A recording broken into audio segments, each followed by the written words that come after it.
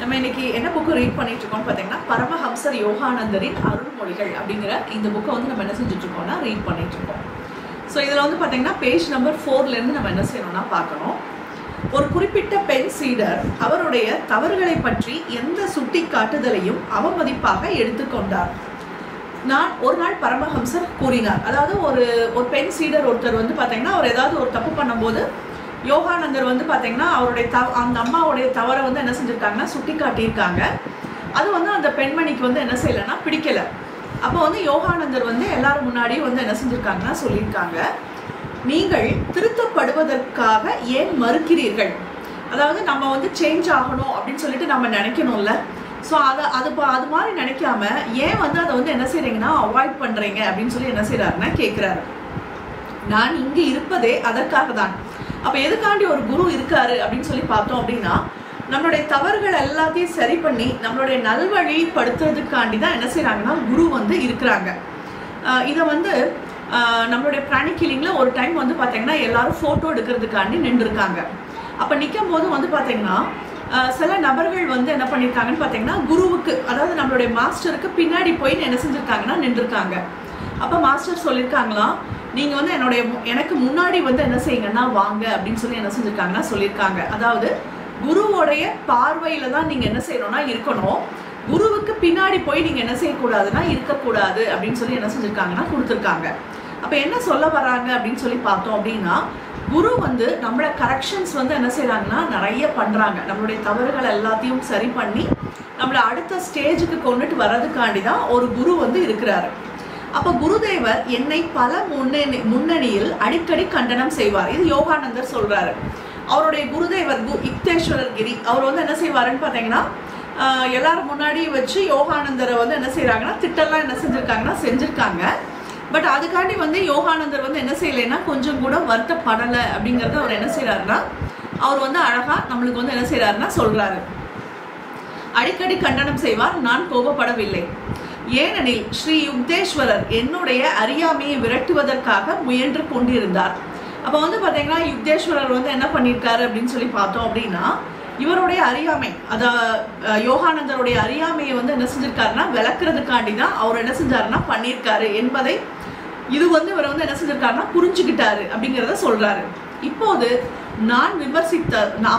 நான் விமர்சித்ததால் பாதிப்படையவில்லை. எவருடைய தீண்டுதல்களாலும் புண்படக்கூடிய எந்த பலவீன குறைகளும் என்னிடம் இல்லை.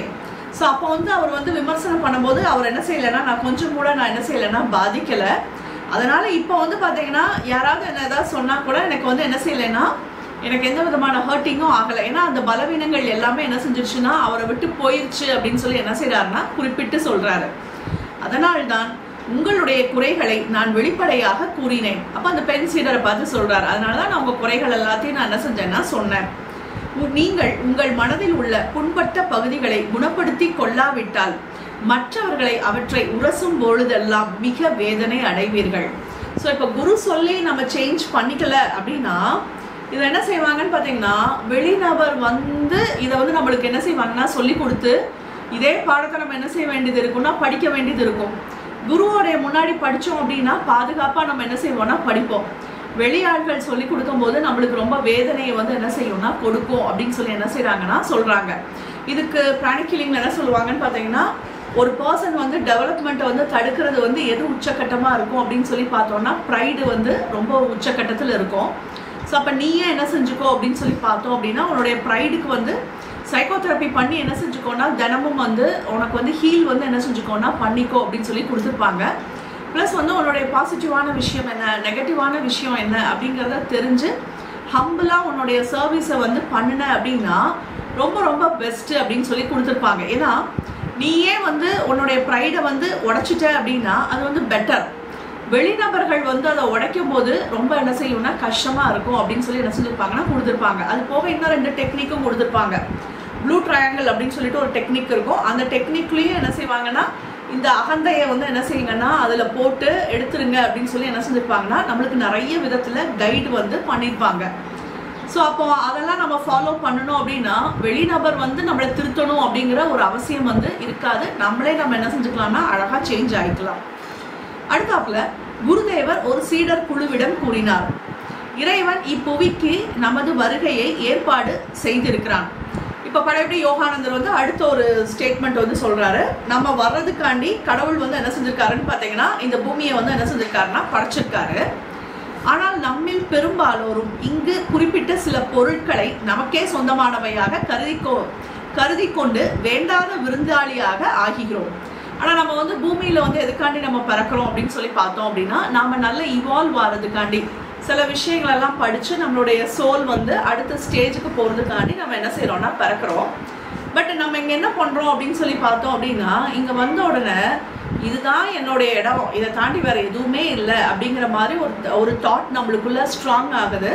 அப்போ இங்க இருக்கக்கூடிய எல்லா விஷயங்களையும் நம்ம என்ன செய்யறோம்னா நல்லா ஹோல்டு பண்ணி உட்காந்துக்கிறோம் அப்படின்னு சொல்லி சொல்றாங்க.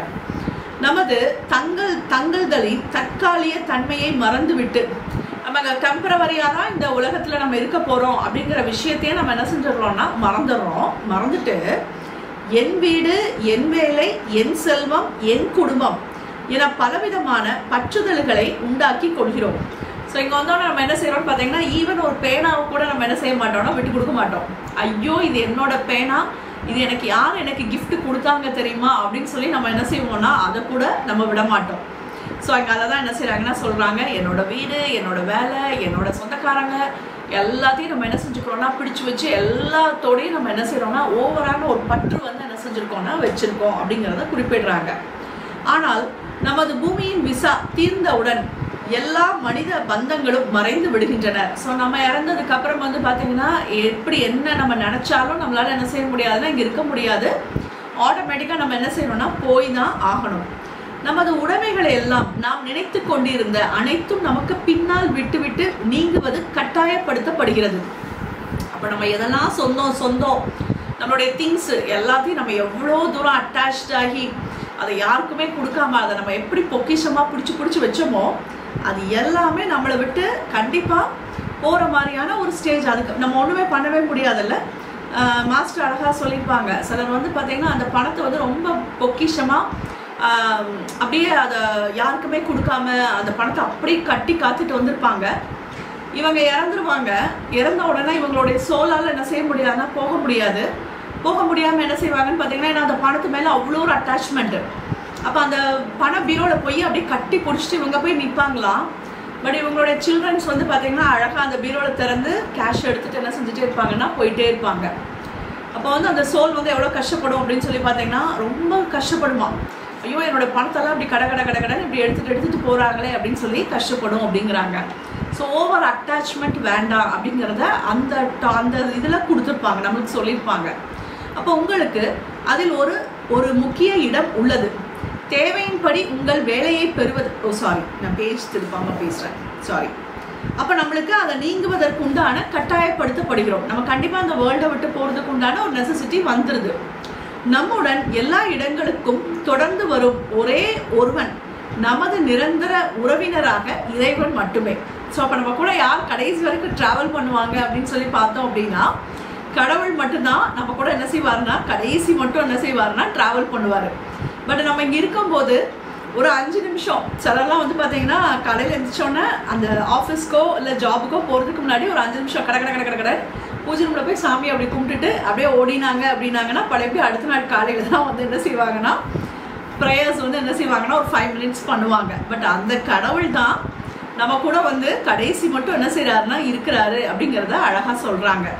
நீங்கள் ஆன்மா, உடல் அல்ல என்பதை இப்போது அறிந்து கொள்ளுங்கள். ஸோ இது வரைக்கும் நீ புரிஞ்சுக்கலைனாலும் பரவாயில்ல, இந்த நிமிஷமாவது நீ என்ன செஞ்சுக்கோன்னா புரிஞ்சுக்கோ. நீ யாரு அப்படின்னு சொல்லி பார்த்தீங்கன்னா நீ வந்து ஒரு ஆத்மா.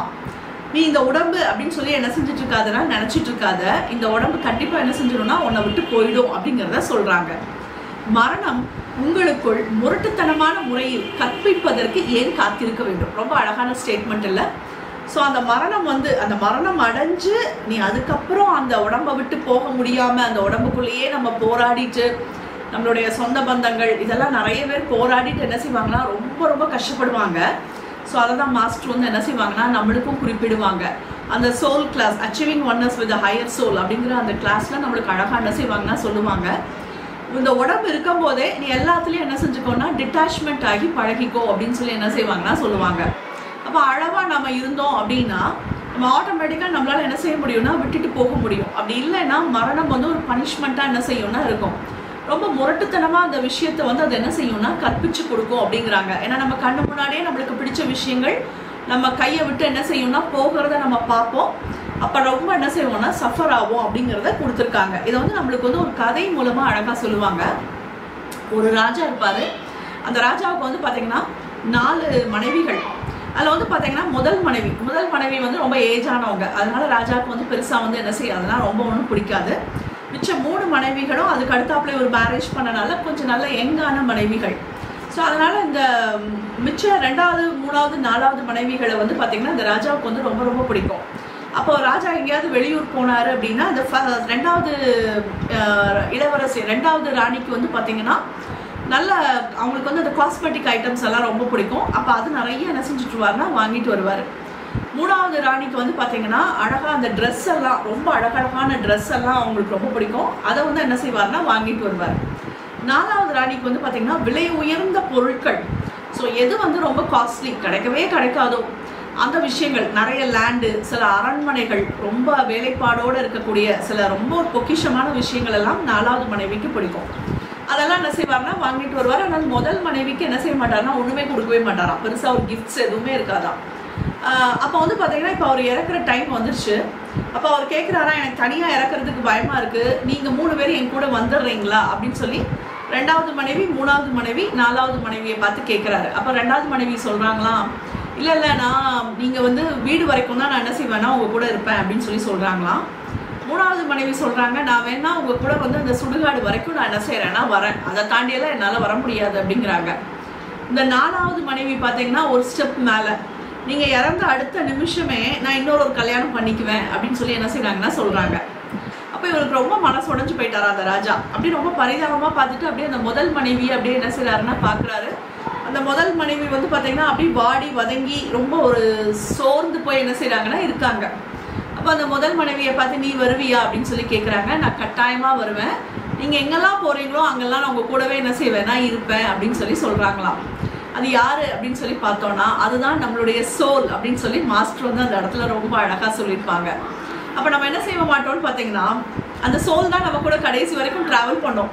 பட் அந்த சோல்காண்டி நம்ம என்ன செய்ய மாட்டோம்னா டைமே ஸ்பெண்ட் பண்ணவே மாட்டோம். ஒரு மெடிடேஷன் பண்ணுறதோ இல்லை நமக்கு வந்து ஏதோ ஒரு ஹீலிங் ப்ராக்டிஸ் எதுவுமே நம்ம என்ன செய்ய மாட்டோம்னா கொடுக்க மாட்டாமல் நிறைய பேர் என்ன செய்வாங்கன்னா பிஸியாக இந்த ஃபிசிக்கல் வேர்ல்டுலேயே என்ன செய்வாங்கன்னா இருப்பாங்க. பட் இது வந்து அவசியம் அப்படின்னு தான் சொல்கிறாங்க. இதை வந்து வேண்டான்லாம் சொல்லலை. பட் வந்து பார்த்தீங்கன்னா இதுலேயே நீ என்ன செய்யாதுன்னா ஃபுல் டைமும் ஸ்பெண்ட் பண்ணாத, உன்னுடைய ஆத்மாவை வளர்த்துக்கிறதுக்கு உண்டான விஷயத்தையும் நீ பண்ணு அப்படிங்கிறத என்ன செய்கிறாங்கன்னா சொல்கிறாங்க. அப்போ அதில் வந்து பார்த்தீங்கன்னா முதல் மனைவி அப்படிங்கும்போது நம்மளுடைய பாடிக்கு வந்து நம்ம என்ன செய்வோம்னா நிறைய இம்பார்ட்டன்ஸ் வந்து என்ன செய்வோம்னா கொடுப்போம். 2வது மனைவி அப்படிங்கும்போது நம்மளுடைய ட்ரெஸ்ஸு அதுக்கெல்லாம் நம்ம நிறைய இம்பார்ட்டன்ஸ் கொடுப்போம். 3வது நம்மளுடைய சொத்துக்கள், இறந்த மாத்திரத்தில் வந்து என்ன ஆகும்னு பார்த்தீங்கன்னா அந்த சொத்து ஃபுல்லாக பசங்க பேரில் அடுத்து டக்குன்னு என்ன ஆகும்னா கைவிட்டு போயிடும். ஸோ அப்போ அது எதுவுமே நிரந்தரம் இல்லை, நம்மளுடைய ஆத்மா தான் நம்ம கூடவே இருக்கும் அப்படிங்கிறத நம்மளுக்கு சொல்லியிருப்பாங்க. அடுத்து வந்து பார்த்தீங்கன்னா குருதேவர் ஒரு மோசமான தவறுக்காக ஒரு சீடரை கடிந்து பேச வேண்டிய அவசியம் இருந்தது. பிறகு அவர் பெருமூச்சுடன் கூறினார். யாரோ ஒரு சீடரை வந்து கடிந்து பேசுகிற மாதிரி இருந்தது. அதை அவர் கடிஞ்சு சொல்லிட்டார். நான் மற்றவர்களை அன்பினால் மட்டும் திருத்த விரும்புகிறேன். அவர்களுக்கு மற்ற வழிகளில் பயிற்சி அளிக்க நான் கட்டாயப்படுத்தும் போது நான் மனம் வாடி விடுகிறேன். ஸோ அப்போ யோகானந்தர் வந்து பார்த்தீங்கன்னா திருத்துறதுக்காண்டி ஹார்ஷாக பேச வேண்டியது இருக்குது. நான் பேசுனதுக்கப்புறம் அவர் எப்படி ஃபீல் பண்ணுறாருன்னு பார்த்தீங்கன்னா ரொம்ப கஷ்டமாக ஃபீல் பண்ணுறாரு. இந்த மாதிரியான ஒரு ஹார்ஷான ஒரு வேர்ட்ஸ் நான் யூஸ் பண்ணுற மாதிரி ஆயிடுச்சு அப்படின்னு சொல்லி வருத்தப்படுறாரு அப்படின்னு சொல்லி கொடுத்துருக்காங்க. ஸோ இதோட நம்ம இன்றைக்கி முடிச்சுட்டு மிச்சதை வந்து நம்ம நாளைக்கு வந்து நம்ம என்ன செய்யலாம்னா கண்டினியூ பண்ணலாம். நம்ம இன்றைக்கும் வந்து பார்த்திங்கன்னா இன்றைக்கி நம்ம வந்து ஹொப்போனோ சொல்லி நம்ம என்ன செஞ்சுக்கலாம்னா நல்ல பியூரிஃபை வந்து என்ன செஞ்சுக்கலாம்னா பண்ணிக்கலாம். கிரேட் இன்விகேஷனுக்கு இன்றைக்கி நம்மளை மட்டுமே நம்ம என்ன செய்ய போகிறோம்னா பண்ண போகிறோம். நம்மளுடைய ஃபிசிக்கல் பாடிக்கு நம்ம முதல்ல மன்னிப்பு கொடுக்கலாம் ஹொப்போனோ மெத்தடில். அடுத்து வந்து பார்த்திங்கன்னா நம்மளுடைய எமோஷன் பாடி, நம்மளுடைய மென்டல் பாடி, ஸோ அது மாதிரி நம்ம பண்ணிக்கலாம். ஸோ கண்களை முடிக்கலாம், ஸ்பைனை ஸ்ட்ரெயிட்டாக வச்சுக்கலாம். ஃபஸ்ட்டு வேர்ல்டுக்காண்டி பண்ணிக்கலாம். மெதுவாக இன்ஹேல் பண்ணிக்கலாம், மெதுவாக எக்ஸேல் பண்ணிக்கலாம். From the point of light within the mind of God, let light stream forth into the mind of every person, every being. Let light descend from earth. From the point of love within the heart of God, let love stream forth into the heart of every person, every being. May the great spiritual teacher return to earth. From the center where the will of God is known, let purpose guide the will of every person, every being. The purpose which the Holy Master known and served. From the center which we call the human race, let the plan of love and light work out and make seal the door where evil dwell. Let light, love and power restore the divine plan on earth. So be it, so be it, so be it. From the point of light within the mind of God, let light stream forth into the mind of every person, every being. Let light descend on earth. நல்ல பிரபஞ்சத்திலிருந்து நல்ல தெய்வீக ஒளியானது மெதுவாக மெதுவாக நம்மளுடைய crown சக்கராக்குள்ள நல்ல வேரூன்றி இறங்குகிறது. இப்போ நம்ம அழகா நம்மளுடைய பிசிக்கல் பாடிக்காண்டி நம்ம என்ன செஞ்சுக்கலாம்னா ஹொப்போனோ சொல்லி மன்னிப்பு வந்து என்ன செஞ்சுக்கலாம்னா கொடுத்துக்கலாம். இப்போ நம்மளுடைய பிசிக்கல் பாடியவே நம்ம அப்படியே பார்க்கலாம். நம்மளுடைய பிசிக்கல் பாடியை நம்ம எந்த அளவுக்கு நம்ம வந்து ஹர்ட் பண்ணியிருக்கோம் அப்படிங்கிறத கவனிச்சு பார்க்கலாம். ஹொப்போனோ மந்த்ராவும் சொல்லிக்கலாம். நம்மளை பார்த்தே நாம் என்ன செய்கிறோம்னா சொல்கிறோம். நம்மளுடைய உடம்பை நீங்கள் கண்ணாடியில் பார்த்தாலும் சரி, இல்லை நீங்கள் இமேஜின் பண்ணாலும் சரி. I am sorry, please forgive me, thank you, I love you. I am sorry, please forgive me, thank you, I love you. I am sorry, please forgive me, thank you, I love you. இப்போ நம்மளுடைய உடம்பை நம்ம என்ன செய்யறோம்னா அப்படியே பார்க்குறோம். நம்மளுடைய உடம்பை வந்து நம்ம எந்த அளவுக்கு நம்ம கவனிச்சோம் அப்படின்னு சொல்லி பாருங்க. அதுக்கு கரெக்டாக நம்ம தண்ணி குடிச்சிருக்கோமா, ஒழுங்காக வேளைக்கு நம்ம கரெக்டாக சாப்பிட்டோமா, இல்லை வேலைன்னு சொல்லிட்டு நம்ம அப்படியே ஓடிட்டே இருக்கிறோமா, நைட் ரொம்ப நேரம் தூங்காமல் மொபைல் பார்க்குறோமா, நம்மளுடைய கண் உடம்பு எல்லாத்தையும் நம்ம அப்படியே கெடுத்துக்கிறோமா, ஸோ இல்லை ரொம்ப டிவி பார்க்குறோமா, ஸோ என்ன மாதிரியான விஷயங்கள் நம்ம பண்ணுறோம் அப்படின்னு சொல்லி கவனிச்சு பாருங்கள். ப்ளஸ் நம்மளுக்கு ஏதாவது ஒரு பெயின் இருக்குது அப்படின்னா நம்ம உடம்பு ரொம்ப நம்ம கழிச்சு கொட்டுறோமா அப்படின்னு சொல்லி கவனிச்சு பாருங்கள். எனக்கு இந்த கால் வந்து இப்படி பண்ணுது, எனக்கு நல்லாவே இல்லை, என் உடம்பு நல்லாவே இல்லை, இது மாதிரி நம்ம நிறைய என்னென்ன வார்த்தைகள் எல்லாம் சொல்கிறோம் அப்படின்னு சொல்லி கவனிச்சு பாருங்கள். நம்ம உடம்புல ஏதாவது ஒரு பர்டிகுலர் ஒரு உறுப்பை நம்ம வந்து ரொம்ப வந்து இது எனக்கு நல்லாவே இல்லை, எனக்கு பிடிக்கவே இல்லை, நான் ரொம்ப குண்டாக இருக்கிறேன், நான் அசிங்கமாக இருக்கேன், ஃபேஸை பார்த்தோ இல்லை ஹேரை பார்த்தோ ஏதோ ஒரு விஷயத்தை நம்ம பார்த்து நம்ம ரொம்ப வந்து அது நம்ம ரொம்ப கரிச்சு கொட்டுறோமா அப்படின்னு சொல்லி கவனிச்சு பாருங்கள். அந்த மாதிரி எந்த ஒரு விஷயமா இருந்தாலும் சரி, நாம் நிறைய மன்னிப்பு நம்மளுடைய உடம்பு கிட்டக்க நாம் கேட்டுக்கலாம். ஐ ஆம் சாரி, நான் உன்னை தெரிஞ்சோ தெரியாமலோ நிறைய நான் திட்டியிருந்தாலோ, இல்லை நான் உன்னை சரியாக கவனிக்காமல் நான் விட்டுருந்தேன் அப்படின்னா நான் ஆத்மாத்மா மன்னிப்பு கேட்குறேன். ஐ ஆம் சாரி. நிறைய மன்னிப்பு நம்ம அப்படியே கேட்டுக்கலாம். உங்களுடைய ஸ்கின்னு, உங்களுடைய ஹேர் எதுக்காக இருந்தாலும் சரி, நீங்கள் எதை திட்டுறீங்களோ ஸோ அந்த உறுப்புக்கிட்ட நீங்கள் நிறைய மன்னிப்பு வந்து கேட்டுக்கோங்க. ஸோ நம்மளுடைய பாடி ஒரு வேளை ஒத்துழைக்காமல் இருந்தது அப்படின்னா, எந்த பார்ட்டு நம்மளுக்கு ரொம்ப ஒத்துழைக்காமல் இருக்கோ அந்த பகுதி கிட்டக்க நீங்கள் நிறைய மன்னிப்பு கேட்டுக்கோங்க. ஐ am sorry, please forgive me, நான் உன்னை சரியாக கவனிக்காமல் நான் அவசரத்தில் ஏதாவது நான் கண்டும் காணாமல் விட்டுருந்தா என்னைய மன்னிச்சுடு. தேங்க்யூ, இந்த அற்புதமான இந்த உடம்பு எனக்கு கிடைச்சதுக்காண்டி நான் நிறைய நன்றிகள் சொல்கிறேன். இந்த உடல் மூலமாக தான் நான் எல்லா வேலைகளையும் நான் செய்கிறேன். ஆத்மாத்மா நான் நிறைய நன்றிகள் சொல்கிறேன். ஐ லவ் யூ, என் உடம்பு எனக்கு ரொம்ப பிடிச்சிருக்கு. ஐ லவ் மை செல்ஃப், எனக்கு என்னை ரொம்ப பிடிச்சிருக்கு. From the point of love within the heart of God, let love stream forth into the heart of every person, every being. May the great spiritual teacher return to earth. நல்ல பிரபஞ்சத்திலிருந்து நிறைய அன்பு சக்தியானது மெதுவாக நம்மளுடைய கிரவுன் சக்கராக்குள்ள நிறைய வேரூன்றி இறங்குகிறது. இப்போ நம்மளுடைய உணர்வுகளுக்கு உண்டான உடம்பு கிட்டக்க நாம் அப்படியே மன்னிப்பு கேட்டுக்கலாம். நம்மளுடைய உணர்வுகளை நாம் அப்படியே கவனித்து பார்க்கலாம். நம்மளுக்குள்ள ஏதாவது ஒரு கோபம் இருக்கலாம், எரிச்சல் இருக்கலாம், சிலர் ஏதாவது ஒன்று பேசும்போது நம்மளுக்கு இரிட்டேட் ஆகக்கூடிய ஒரு குணம் இருக்கலாம், ஸோ எல்லாம் கவலைப்பட்டுகிட்டே இருக்கக்கூடிய ஒரு விஷயம் இருக்கலாம். ஸோ அது எதாக இருந்தாலும் நாம் இப்போ நம்மக்கிட்டக்கே நாம் மன்னிப்பு கேட்டுக்கலாம். ஐ ஆம் சாரி, நான் வந்து நெகட்டிவான உணர்வுகளால் நான் விடாமல் நான் பிடிச்சிட்டு இருக்கக்கூடிய என்னுடைய குணத்துக்கிட்டக்க நான் மன்னிப்பு கேட்குறேன். ஸோ இப்போ அந்த எமோஷன்ஸ் எல்லாத்தையும் நம்ம என்ன செஞ்சிடலாம்னா நெகட்டிவ் எமோஷன்ஸை நம்ம ரிலீஸ் பண்ணிடலாம். இனி இந்த தப்பை நம்ம என்ன செய்ய வேண்டாம்னா பண்ண வேண்டாம். எப்போ பார்த்தாலும் கோவப்படுறது, எரிச்சல் பண்ணுறது, இரிட்டேட் ஆகிறது, ப்ளஸ் வருத்தப்பட்டுக்கிட்டே இருக்கிறது, புலம்புறது, இது எல்லாத்தையும் நம்ம என்ன செய்யலாம்னா கம்ப்ளீட்டாக ரிலீஸ் பண்ணிடலாம். I am sorry, please forgive me, என்னுடைய தவறுக்காண்டி என்னை நீ மன்னிச்சுக்கோ, தேங்க்யூ. நம்மளுடைய நல்ல எமோஷன்ஸ்க்காண்டி நம்ம நிறைய நன்றிகள் சொல்லிக்கலாம். நம்மக்கிட்ட நிறைய நன்றி சொல்லக்கூடிய குணம் நம்மக்கிட்ட இருக்கிற மாதிரி நம்ம நல்லா விஷுவல் பண்ணிக்கலாம். ஐ லவ் யூ, என்னுடைய உணர்வுகளுக்கு உண்டான என்னுடைய உணர்வுகள், என்னுடைய எமோஷன்ஸ், என்னுடைய பாசிட்டிவ் எமோஷன்ஸ் எனக்கு ரொம்ப பிடிச்சிருக்கு. நான் நல்லா அப்ரிஷியேட் பண்ணுறேன். எனக்குள்ள நல்ல ஹெல்பிங் டெண்டன்சி நிறைய இருக்குது. ஸோ அதுக்காண்டி நான் நல்லா அப்ரிஷியேட் பண்ணுறேன். ஸோ நம்ம நல்லா அழகாக பாராட்டிக்கலாம். From the center, where the will of God is known, let purpose guide the will of every person every way. The purpose which the Holy Master known answer. Let good will and the will to do good descend on earth. நல்ல பிரபஞ்சத்திலிருந்து நல்ல கடவுளுடைய விருப்ப சக்தியானது மெதுவாக நம்மளுடைய crown சக்கராக்குள்ள நல்ல வேரூன்றி இருக்கிறது. இப்போ நம்மளுடைய மென்டல் பாடியை நம்ம அப்படியே பார்க்கலாம். நம்மளுடைய மனம் எப்படி இருக்குது அப்படின்னு சொல்லி பார்க்கலாம். இப்போ அதுக்கிட்டக்கு நம்ம மன்னிப்பு கேட்டுக்கலாம். நிறைய கன்ஃபியூஷன்ஸ் இருக்கா, ரிப்பீட்டடான தாட் ஃபார்ம்ஸ் இருக்கா, ஏதாவது ஒரு அடிக்ஷன் இருக்கா, டிப்ரெஷன் இருக்கா, ஸ்ட்ரெஸ் இருக்கா, எல்லாத்துக்கும் நான் மன்னிப்பு கேட்டுக்கிறேன். ஐ எம் சாரி, இந்த மாதிரியான நெகட்டிவ் குணங்கள் எல்லாத்துக்கிட்டையும் நான் மன்னிப்பு கேட்குறேன். நான் அதை எல்லாத்தையும் நான் ரிலீஸ் பண்ணுறேன் என்கிட்ட இருந்து. I am sorry, please forgive me. இத்தனை நாளைக்கு இந்த எனர்ஜி எல்லாத்தையும் நான் ஹோல்டு பண்ணி வச்ச அத்தனை விஷயத்துக்கும் நான் ரிலீஸ் பண்ணுறேன். Please forgive me. ஏதாவது ஒரு அடிக்ஷன் இருக்குது அப்படின்னா அதெல்லாத்தையும் ரிலீஸ் பண்ணுங்கள். நான் அதில் திருப்தி ஆகிட்டேன், எனக்கு இனி அது வேண்டாம். ஸோ நம்ம அப்படியே அழகாக ரிலீஸ் பண்ணிக்கலாம். தேங்க்யூ, எனக்கு நான் நிறைய நன்றிகள் சொல்லிக்கிறேன். நல்ல கிளாரிட்டியோடு நாம் இருக்கிறதுக்காண்டி, தெளிவான சிந்தனையோடு இருக்கிறதுக்காண்டி, நல்ல ப்ராப்பராக மெடிடேட் பண்ணுறதுக்காண்டி, நிறைய நல்ல விஷயங்களுக்கு நாம் நிறைய நன்றிகள் சொல்லிக்கலாம். ஐ லவ் யூ. நம்மளுடைய மென்டல் பாடியை நம்ம நல்லா விரும்புகிற மாதிரி நம்மளை நாமே கிரிட்டிசைஸ் பண்ணாமல், நம்ம ஒரு விஷயத்தை நல்லா அப்சர்வ் பண்ணுறோம், நல்ல ஒரு விஷயத்தை புரிஞ்சுக்கிறோம், நல்ல தெளிவாக இருக்கோம், நல்லா ஆன்சர் பண்ணுறோம். இந்த மாதிரியான நிறைய நல்ல விஷயங்களுக்காண்டி நம்மளை நாமே நல்லா அப்ரிஷியேட் பண்ணிக்கலாம். I love my self.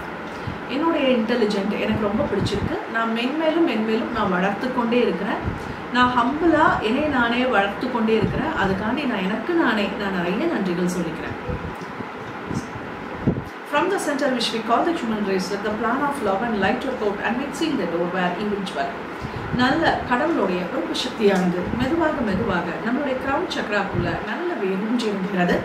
இந்த எனர்ஜி உள்ள இறங்க நம்மளுக்குள்ள ஏதாவது ஸ்பிரிச்சுவலாக வளர்ச்சி அடைகிறதுக்கு இருக்கக்கூடிய தடைகள், ப்ரைடு, அகந்தை ஏதாவது இருந்தது அப்படின்னா அது எல்லாமே கம்ப்ளீட்டாக நம்மளுடைய ஆறா விட்டு அப்படியே நல்ல கிளென்ஸ் ஆகிற மாதிரி நம்ம நல்ல விஷுவல் பண்ணிக்கலாம். நம்மளுக்குள்ள நிறைய பணிவு இருக்கிற மாதிரி நம்ம நல்லா உருவகப்படுத்திக்கலாம். எல்லா இடத்துலையும் ரொம்ப ஹம்பிளாக அழகாக நம்ம இருக்கிற மாதிரி நம்ம நல்லா பார்க்கலாம். Let light, love and power restore the divine plan on earth. நல்ல இந்த 3 சக்தியானதும் மெதுவாக நம்மளுடைய கிரவுன் சக்கராக்குள்ள நல்ல வேரூன்றி இறங்குகிறது. இது நம் அனைவரையும் சுற்றி சூழ நல்ல ஒரு பாதுகாப்பு கவசமாக